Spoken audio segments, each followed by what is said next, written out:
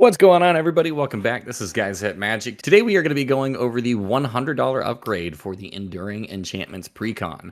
I'm your host, Dave, and today joining me we have Steven, the upgrade master of the deck. I mean, I'll take it. Figured I didn't know what title you wanted to go with, but that one sounded pretty good. I like it. I'm not going to lie. Thank you. All right, so for the purposes of this video, we threw $100 in here, trying to make this deck function a little bit better, I guess. Before we dive in as to kind of how you're going to upgrade the deck, do me a favor, talk a little bit about the commander, and then just kind of like what the deck is all about, what it wants to do, and your general ideas and thoughts about it. Yeah, so this deck was actually kind of interesting to me. I won't lie to you, when I first saw the Commander decks that got released for Commander Masters, I was super pumped for Slivers, because I'm a Sliver player. I was super pumped for the Eldrazi theme deck, because that just sounds big and super smashy. But I have a special place in my heart for enchantments. I love quirky decks and stuff like that. This isn't terribly quirky. This is actually a really well put together deck, if I'm not going to lie to you. But to go with the commander, I went with Anikthea, Hand of Erebos. 2, a white, a black, and a green for a legendary enchantment creature demigod. It's a 4/4 with menace, and then other enchantment creatures you control have menace as well. Whenever she enters the battlefield or attacks, exile up to 1 target non-aura enchantment card from your graveyard. Create a token that's a copy of that card, except it's a 3/3 black zombie creature in addition to its other types. So really fun, looking for some beautiful ETBs and also some attack triggers as well here. Yeah, pretty cool. So a lot of enchantments, obviously. Any zombie themes going along with this deck too? No, I did kind of play around with the zombie theme. I'll just be honest with you, it wasn't, I couldn't really put anything together that kind of like got my creative juices going, so I stayed away from that. Yep, totally fine. All right, so we know what this deck cares about. Let's go ahead and talk about some of those upgrades. Yep, so let's go ahead and get straight into it. So I really, this is an enchantment themed deck. I just added 1 creature, but it is an enchantment creature. So first up is Calyx, Guided by Fate. This is 1, a green and a white for a legendary enchantment creature, Human Druid. He's a 2/2, and he's got Constellation, which is always fun to see in any kind of enchantment themed deck. Whenever he enters the battlefield or another enchantment enters the battlefield under my control, put a +1/+1 counter on target creature. Whenever Calyx or another enchanted creature I control deals combat damage to a player, you may create a token that's a copy of a non-legendary enchantment you control. Do this only once each turn. So when you're thinking about enchantments, this is the guy you want to go to. So a lot of synergies here, obviously making more token copies of your enchantment creatures. So that's pretty powerful. And then this card also growing steadily over the course of the game as well. Oh, 100%. Yeah, this card, gets really big, so this is pretty much a good threat. Might take some eyes off Anikthea, which is really nice as well. But just getting those extra token copies, it's really aggressive, because there are a lot of enchantments in this deck that have really great ETBs or triggers from dying as well. All right, that's pretty cool. All right, so you mentioned you threw in just 1 creature. If you're only going to put in 1 creature, what are the kind of cards are we throwing in here? Any instants of sorceries to help smooth things over? Yep, so I did add a few instant and sorceries, 2 of which I'm actually really excited to talk about, so we'll talk about those last. 2 instant and sorceries I actually threw into the deck that you can't not put into a deck like this. We have Unmarked Grave and Entomb. So Unmarked Grave is 1 and a black for a sorcery. Search your library for a non-legendary card, put that card into your graveyard, then shuffle. Entomb is obviously a classic. It is 1 black for an instant. Search your library for a card, put that card into your graveyard, then shuffle your library. For Anikthea to basically just trigger on ETB, we can literally just put whatever we want into our graveyard, and as soon as she comes down on the battlefield, no matter whether it was a 9-drop, a 10-drop, a 50-drop, it's going to be right there with us. All right, yeah, definitely some really powerful tutor style effects, especially in a graveyard style deck. So seems like these fit right in. Yeah, I felt kind of bad about including these into this $100 upgrade, because this is pretty much the kind of same concept I was almost kind of going for with the Sauron deck from the Lord of the Rings upgrade. So I was like, I didn't want to like cheap it out by doing the same stuff, but I mean, anytime you're doing graveyard synergies, these 2 cards should be an automatic include no matter what. Yeah, I completely agree with that. I mean, these are some of the most efficient cards of putting things into your graveyard. So fantastic includes here. It looks like you're not done whenever it comes to some of the tutors, though. No, I am not done. So obviously one of the best tutors you have in Magic, is probably Enlightened Tutor, especially in this color scheme here. So for 1 white, you have Enlightened Tutor. It's an instant. You can search your library for an artifact or enchantment card and reveal that card, shuffle your library, then put that card on top of it. So really good effect here, trying to find that one enchantment we really want. It's kind of crappy, you have to reveal it, but at the end of the day, you know, what does it really matter? I mean, even if it gets countered and goes in your graveyard, you bring it back with Anikthea. So free tutor, really. Pretty solid. And the last 2 instant and sorceries I want to talk about are probably the 2 that I found while kind of digging for some fun stuff in this deck that were just really fun, and I couldn't actually really believe they were so cheap. So first up is Resurgent Belief. This is a sorcery. It has Suspend 2. If you don't know what Suspend is, rather than cast this card from your hand, you can pay 1 and a white, exile it with 2 time counters on it. At the beginning of your upkeep, remove a time counter. When the last is removed, cast it without paying its mana cost. And then return all enchantment cards from your graveyard to the battlefield. All right, so some board wipe protection here. Make sure that you grab all those enchantments, put them right back into play, and then hopefully abuse and just kind of overwhelm your opponents. I mean, pretty much. I mean, I think that this card, it's kind of nutty because I didn't really think that there was a card like this that you could just pay 2 mana for, really, suspend it. Now, granted, this card is really just telling your opponents exactly what you're going to do in 2 turns, but it's kind of hard to remove because technically you didn't cast it, so they're going to have to hold up protection for it for 2 turns. So maybe you can kind of get some shenanigans done in between. Okay, so I like that. I do happen to see one more instant that we're going to talk about. This card is a little bit on the odd side. I'm really curious about this one. Yeah, so this is Pool from Eternity. This is 1 white for an instant. Put target face-up card that's removed from the game into its owner's graveyard. So the rulings on this card are actually kind of funky. So essentially what you can do is you can Pool from Eternity. It targets a card in the exile zone. The card is only face down in the exile zone if the effect that put it there specifically says so. So I don't really know a lot of cards that are exiling cards face down. So anytime something's exiled from our graveyard, it is literally just face up, and we can grab whatever we want. So whether somebody might have some graveyard hate for that one specific card in our deck, or if Anikthea, when she enters the battlefield, you are exiling these cards when you bring them onto the field, so you can just kind of get it again if you really want to. All right, so a very unique way for you to be able to reuse some of your enchantments. Yes, there are a ton of strong enchantments in this deck, and if you guys counter it, it goes to the graveyard. I bring it back with Anikthea, and you guys destroy it with a board wipe. I can't really get it back, but now with Pool from Eternity, I can grab any which card from my exile, and it's kind of great. So kind of takes your graveyard hate and lets me kind of play around with it. Cool. Totally here for it. I do happen to see that you have one artifact that you're going to be throwing in for the $100 upgrade. Let's talk about that. Yep, so this artifact hurts me and you, but when it hurts you a little bit more sometimes. With me, I'm trying to fill my graveyard, obviously, so I added Mesmeric Orb. This is 2. It is whenever a permanent becomes untapped, that permanent's controller mills a card. So not a lot of people like milling their cards. I happen to love milling people. I normally don't like milling myself, but this is one of those decks where it's actually kind of cool to do it. Yeah, I know that some of the guys within our own play group, Hunter, actually really hates this card. So fun little inclusion there, and then also fuels your graveyard. Yeah, the only issue with adding this that I'm not going to lie to you, David, is I am really nervous about Shane's Encore Sliver deck with this, but we'll see what happens later. We'll see. That might be pouring some gasoline on the fire. The part that people are really waiting for here, let's talk about some of the enchantments that you've thrown into this. Yep, so we'll get straight into the meat and potatoes of this deck here, David. So probably the highest costing card that we threw in was Anointed Procession. This is 3 and a white for an enchantment. If an effect would create 1 or more tokens under your control, it creates twice that many of those tokens instead. You can't run a deck that's trying to make a bunch of tokens and not have this. Having double enchantments is going to be insane, and I could not throw this in the deck. There are many creatures and other effects that can kind of do the same thing, but I really wanted to try and stick with the enchantment theme as much as possible, so that's why I threw this one in. Hey, I'm here for it. Anointed Procession is a great card for token strategies, so totally see why it's in here. Next up, we have a classic enchantment that you still see nowadays, so Hallowed Haunting, 2 and 2 white. As long as you control 7 or more enchantments, shouldn't be that hard for us. Creatures you control have flying and vigilance. Whenever you cast an enchantment spell, create a white spirit cleric creature token with this creature's power and toughness are equal to the number of spirits you control. So obviously there are a ton of enchantments in this deck.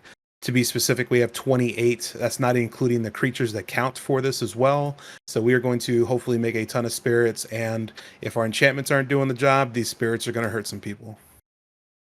Yeah, I'm totally here for this. I mean, that's quite a bit of extra keywords that you're going to put on top of your creatures. Plus, with your commander in play, they've already got Menace too, so that should be able to help close the game up for you. Yep. Speaking of closing the game, really fun one that we kind of hope to get into our graveyard early on. Legion Loyalty. This is 6 and 2 white for an enchantment. Creatures you control have Myriad. So obviously legend rules always apply, but Anikthea still does enter the battlefield with 3 of her. So really trying to get those extra triggers and just having a ball. And then right behind that, we do have Sterling Grove. It's a green and a white for an enchantment. Other enchantments you control have Shroud. You can also pay 1, sacrifice it, search your library for an enchantment card, reveal it, then shuffle and put that card on top. So kind of like in Light and Tutor, still paying 3 instead of 1.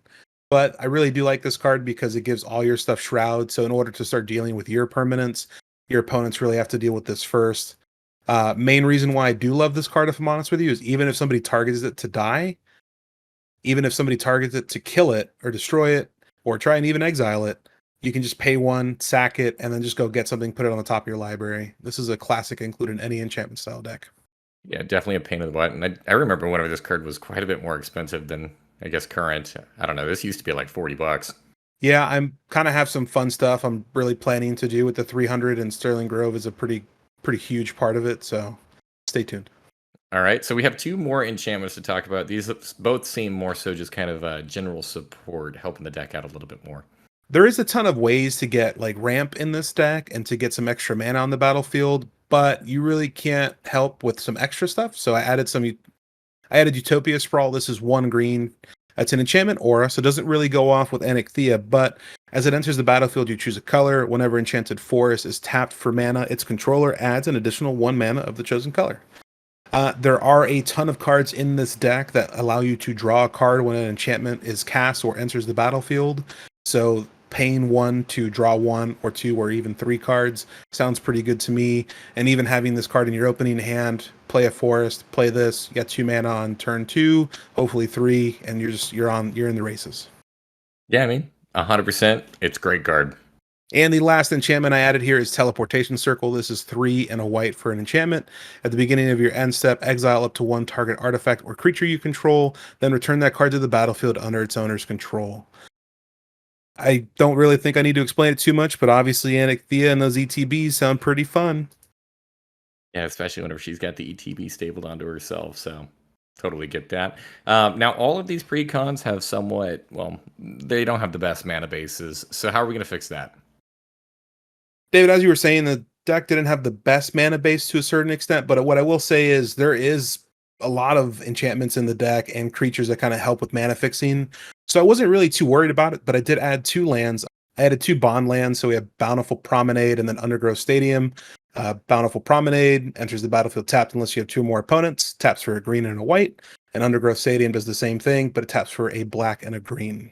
All right, so a little bit of mana fixing there just to kind of help smooth things over with the deck. So all in all, pretty solid about these. I definitely think that this deck is going to be really annoying to deal with. It seems like we probably want to start packing a little bit more graveyard hate. You're going to need it. I'm not going to lie to you. All right, so we talked a little bit about the additions. Obviously, if we're adding in cards, we got to make sure that we're removing some cards too, make room for all the new toys. So what are we going to be cutting? So as 1 Calyx enters, 1 Calyx must leave Calyx Destiny's Hand. Legendary Planeswalker, it's 2, a green and a white. For a Planeswalker that enters with 4 loyalty, it has a +1, -3, and a -7. The -7 is really kind of what we're looking for here, but I don't really like Planeswalkers in Commander decks. For a standard style deck, when there's only 1 person trying to attack you, I think it's pretty decent because you might have some defenders. The only issue I have with this with 3 other people is obviously they're going to come at you pretty hard, and I don't really care for Planeswalkers. Okay. I mean, short, simple, and I definitely get the point. I do see several enchantment creatures that got removed, or just kind of creatures in general here as well. Let's move on to some of those. Yeah, so I did take out a lot of enchantment creatures, unfortunately. It got to the point where the additions kind of outweighed what I wanted the deck to do. So essentially, the way I handled this was if the creature didn't really do much for me in terms of trying to help me win or kind of hurt my opponents, I really didn't include it. So I'm going to go ahead and talk about two real quick. We have Erebos Blackhearted and Heliod God of the Sun. These are two legendary enchantment creature gods, both indestructible, so really good. Both are 5/6. They don't come online unless their devotion is 5. With Erebos, whenever another creature you control dies, you can pay 2 life if you do draw a card. There's not a ton of life gain in this deck, so I didn't really want to pay 2 life all the time. You can also pay 1 in a black, sacrifice another creature. Target creature gets -2/-1 until end of turn. That's pretty cool. I didn't want to sacrifice a bunch of stuff. Obviously, I do know that we're trying to fill our graveyard, but this card wasn't really in it for me. And then Heliod, God of the Sun. Other creatures you control have vigilance. That in itself is really great. You can pay 2 and 2 white, put a 2/1 white cleric enchantment creature token onto the battlefield. I understand that these would come back as indestructible, but as 4 drops, I kind of wanted to keep the deck as small as possible to a certain extent. I do know Anikthea can just grab these for free, but I just didn't really find a lot of value here. I Ready get for that. I mean, they're pretty decent enchantment creatures on their own, but I mean, they don't necessarily add the most value out there. No, and speaking of adding absolutely no value is Greater Tanuki. This is 4 and 2 green for an enchantment creature dog. It's a 6/5 with trample. It has channel. For 2 and a green, you can discard it from your hand. Search your library for a basic land card, put that card on the battlefield, tap, then shuffle. Uh, I mean, I get why they put it in there. I guess they have to put some shitty cards in the deck. But essentially, if you're not bringing this back from the graveyard, which it doesn't really do anything ETB wise for you, it's got trample. It's a 6/5, so that's cool. But even if I didn't want to do that, I just have it in my hand to get a basic land card tapped. So this was a pretty easy remove, if I'm honest with you. Yeah, I see why they included it in the precon, but this is not a good card. Absolutely not. Next up, we have Mind Wreck Harpy. This is 3 and a black for an enchantment creature Harpy. It has flying. It's a 3/2, and then at the beginning of combat on your turn, each player puts the top 3 cards of their library into their graveyard. It is a really cool card. I actually do like it, and I like what it does for our deck, because obviously we're trying to put stuff in our graveyard. It kind of came down to, do I have enough cards in my deck that do this for me? I didn't really care too much to mill my opponents out too much, because obviously Mesmeric Orbs is a thing, and I kind of worried about, other graveyard decks that could be trying to do the same thing. So this was kind of a hard one to cut. If I did want to put another one back in, this would probably be the first one I would start with. Okay. Pretty solid reasoning on that one. I mean, I understand it. You got to make sure that you have enough room for all your inclusions, and sometimes we have to cut some toys that are still pretty solid. Speaking of solid toys, Setessan Champion, 2 and a green for a creature human warrior. It's a 1/3. It has Constellation. Whenever an enchantment enters the battlefield under your control, put a +1/+1 counter on Setessan Champion and draw a card. I mean, there's enough in the deck that's drawing me cards. Again, this deck was incredibly hard to cut cards. Obviously, I wanted to put a ton of cards into the deck to make it better and run smoother.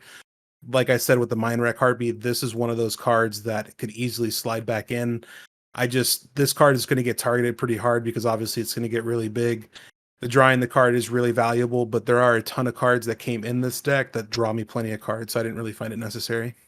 I definitely see how this one could be a tough one to ditch. Card draw engines are pretty powerful, but yeah, this one is one that is fairly easy to remove since it's on a creature, so I get that one here as well. Speaking of a big boy here, Nyxborn Behemoth. This is 10 and 2 green for an enchantment creature beast. It's a 10/10. Now, granted, you won't always pay 10, because it says this spell costs X less to cast, where X is the total mana value of non-creature enchantments you control. It has trample. You can pay 1 a green, sacrifice another enchantment, and it gains indestructible until end of turn. I already see the comments, and everyone's yelling, "Why did you get rid of it?" I didn't really want a huge beater. I won't lie to you. This is a great big beater. I just didn't really care for it whatsoever. I saw it and I was like, I'm never going to pay 12 mana for it. I could get it really easy with Anikthea, and I can give it indestructible by sacrificing another enchantment. I see what this card can do with my commander. I just figured I have so many other things I'd rather do. I can't fault you at that, to be completely honest with you. I feel like this was one of those cards that would be in my opening hand, and I would just kind of sigh and wish it was anything else. Exactly, man. I feel like this would probably be that card in your opening hand that you don't play a land turn 1 and you just discard this just to get it out of the way. I don't know if I would take it that far. This is just like, I don't know, turns like 1 through 3. This is still a million mana, so it's just never going to drop. Yep. Next up, we have the last creature I am removing. Unfortunately, I am actually going to get rid of the secondary commander for the deck. So Narcy Fablesinger. This is 1, a white, a black, and a green for legendary creature Human Bard. It's a 3/3 with lifelink. And then whenever you sacrifice an enchantment, draw a card. Whenever the final chapter ability of a saga you control resolves, each opponent loses X life, and you gain X life, where X is that saga's mana value. There are a ton of sagas in the deck. I didn't really care for that style of play, so that's why I didn't really go with this as the commander. This seems like a super powerful saga commander on its own. Also, I'm not trying to sacrifice my enchantments, so I didn't really care for the card draw there. So this was a pretty, to be honest with you, I hate saying it, but this was the first card I cut. I'm not going to lie. Ooh, that hurts. I actually really like this card. I think this is a very interesting enchantment commander. This does go in a different direction, so I totally see why it is that you want to fine-tune Anikthea. But I don't know, man. I love this card, and I love the artwork for it. No, it's gorgeous. I actually really enjoy the artwork, too. All right, so we have 3 enchantments that you've cut from this list as well. Let's go ahead and talk about some of those. Yep, so 3 enchantments I did cut from the deck. I got rid of Dreadhorde Invasion. It's 1 and a black. At the beginning of your upkeep, you lose 1 life, amass 1, and then whenever a zombie token you control with power 6 or greater attacks, it gains lifelink until end of turn. I get it. This comes down pretty easy. Comes down really early on. You get a creature on the board. You are losing 1 life, and I don't really care about the lifelink zombie because essentially that is 7 turns from when you play this. So this was a very easy cut. Also up next is Font of Fertility for 1 green. You can pay 1 and a green, sacrifice it, search your library for a basic land card, put it onto the battlefield, tap, then shuffle your library. This was a hard one to cut, but like I said earlier in the video, there's tons of ramp in this deck already, not to mention the other enchantments that can get that for you. So this was just one that I got rid of. A lot of the other ones cost a little bit more mana-wise, but the payoff is aggressively better. So this was an easy cut too. Love Song of Night and Day is the last enchantment I'm getting rid of. This is a saga for 2 and a white. You and target opponent each draw 2 cards. For Chapter 1, Chapter 2 says create a 1/1 white bird creature token with flying. And Chapter 3 says put a 1/1 counter on each of up to 2 target creatures. It also has read ahead, so you can skip to whatever chapter of the saga you want. I won't lie to you, I read this, and just the first chapter alone made me want to throw it away. So I don't want to help my opponent by letting them draw 2 cards to hopefully hurt me. Granted, 2 cards for me is really good. The other 2 parts of this are just stupid. So it was very easy gone. I don't know, man. I got to disagree with you on that one. If there's anything that I love in Magic, it's having my opponents draw me cards. So I think this one probably should go back in. Well, that's why I don't want you to love me. Oh, I'm hurt. All right, and then we touched a little bit on the mana base earlier on. You do have 4 lands that have been cut from this list. What are those for? Yeah, and then I kind of know what you're saying, David. Well, Steven, you added 2 lands, but you're cutting 4. And that's when I'm going to look at you, David, and say, if there's anything I'll do to a deck before cutting cards, it's cut lands. With that being said, there are 35 lands still in the deck. I think the deck came out with 37. So I just cut 2 extra. First up on the cutting block is Ash Barrens. This is basic land cycling. You can search your library for a basic land card, reveal it, put it into your hand, then shuffle. Taps for a colorless. I just cut this out of every deck, I'll be honest with you. The next 2 cuts are the Temple of Milady and the Temple of Plenty. They both enter the battlefield tapped. And when they do enter, you do scry 1. I added those bond lands, so I kind of basically cut the 2 lands that enter tapped. And then the last land I cut was Croson Verge. It enters the battlefield tapped. You can tap it for a colorless, or you can pay 2, tap it, sack it, search your library for a forest card and a plains card, put them onto the battlefield tapped, then shuffle. Croson Verge is pretty cool. I do like it, but entering tapped, and then I got to wait 2 turns, and I don't know. Just didn't really care for it. All right, yeah, I mean, like, whenever it comes to any kind of tap land, I'm not a fan of those either, so I totally understand why you get rid of the temples, even though those do scry. I don't really think that's a big enough advantage to warrant them actually being in a deck. And then the Croson Verge, Yeah, no, I'm not here for slow fetch lands like this, so completely agree why this card's removed here as well. I mean, yeah, David, to go off your point, I mean, I do know that those two temples do scry. I just think the biggest thing about it is, we're drawing so much in this deck. Would scrying kind of help and decide whether I'm going to draw that card or not? Yes, but I just kind of decided to say, you know what? Heart of the cards, man. Heart of the cards. All right, so with that being said, we did give you $100 for you to do this upgrade. Now, just as a little bit of a disclaimer for the audience at home, the kind of support cards for a lot of these decks, it seems like, are really fluctuating right now, more so than what we typically see with a release of a pre-constructed deck. So we're doing our best to upgrade these within a $100 budget, and we are working with that at the time that we started working on these. We're trying to pump them out as quickly as we possibly can.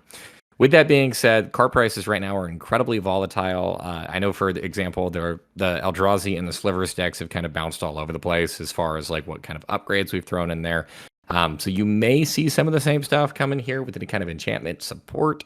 So just keep that in mind. We were working with a $100 budget at the time of our construction for these. With that being said, though, of that $100, how much of that did you use, Stephen? So to go off of what you just said, David, I've been kind of keeping an eye on the price of the cards I added to this. And I can say that other than a few cents here and there, I haven't seen much fluctuations, thankfully.